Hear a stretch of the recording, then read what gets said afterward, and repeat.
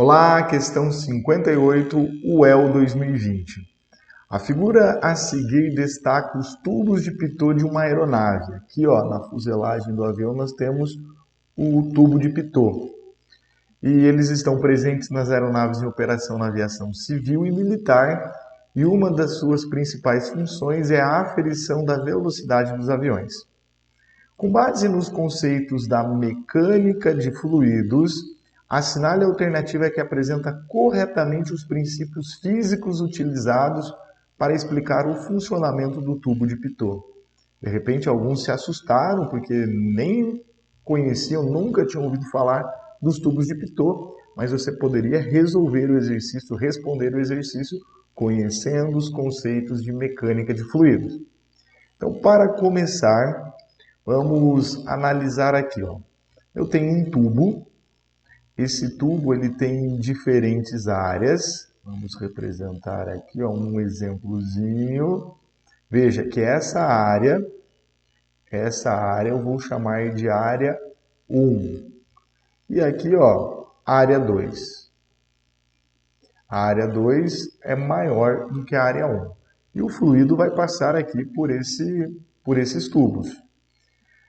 A vazão com que o fluido passa é a mesma em 1 e em 2. Então, a vazão em 1 é igual à vazão em 2. Como é que a gente encontra a vazão do fluido? É o volume dividido pelo tempo. Volume dividido pelo tempo.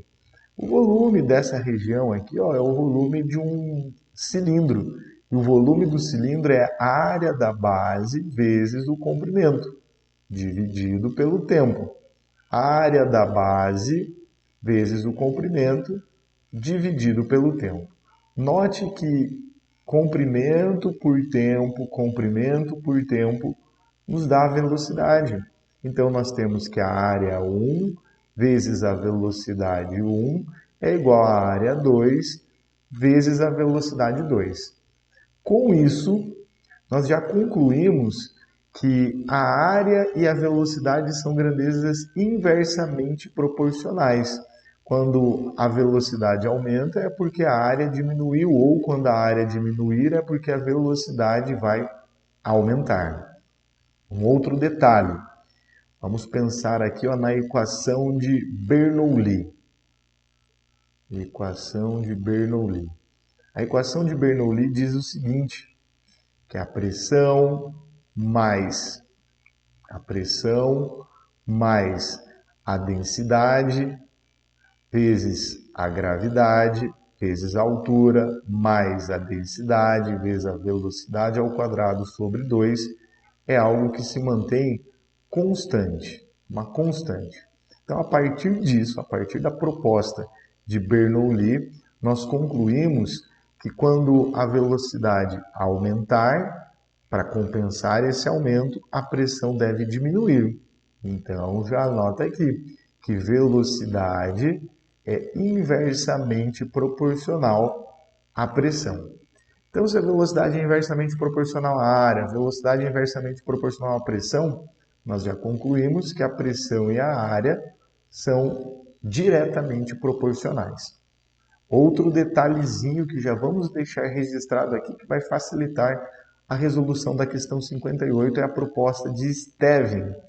De acordo com Stevin, a pressão ou a diferença de pressão no interior de um fluido é a densidade vezes a gravidade vezes a diferença de altura. E por fim, a proposta de Pascal, que é teórica, que diz que a pressão ela é transmitida, para todos os pontos do fluido, inclusive sobre o recipiente onde o fluido se encontra. Então, voltando aqui para o enunciado e analisando item por item.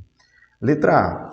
A velocidade de um fluido que escoa no interior de um tubo é inversamente proporcional à densidade específica desse fluido em temperatura ambiente. Veja que a velocidade ela é inversamente proporcional à área e à pressão.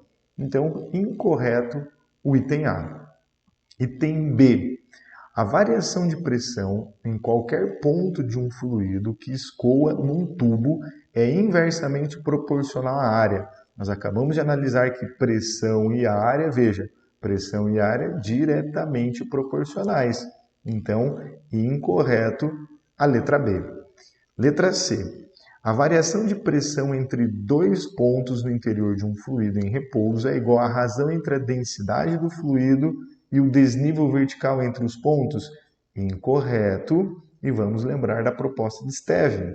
A variação de pressão é igual a densidade vezes o desnível. E ele está dizendo aqui que é a razão, né? A variação de pressão no interior de um fluido em repouso é a razão entre a densidade e o desnível. Não, é a densidade vezes o desnível vezes a gravidade. Incorreto o item C. D. A velocidade de um fluido que escoa no interior de um tubo é resultado do produto da densidade do mesmo pela pressão atmosférica. A velocidade, olha, eu não vou fazer isso, mas eu te mostro que se você isolar a velocidade aqui, ó, a partir da proposta de Bernoulli, jamais, olha, isolando esse V, jamais você vai ter o produto da densidade pela pressão atmosférica. Então, incorreto a letra D. Só sobra a letra E, que diz que a variação de pressão aferida em um ponto de um fluido em equilíbrio é transmitida integralmente para todos os pontos desse fluido. Sim, e quem propôs isso foi o Pascal. Então, a questão exigia um alto nível de mecânica dos fluidos. Se você fosse julgar todos os itens, a questão tornou-se ardida. Mas se você olhasse aqui para o item E e lembrasse da proposta de Pascal, que é teórica, não tem nenhuma formulazinha, você já matava a questão 58. Valeu, gente, bons estudos e até o futuro!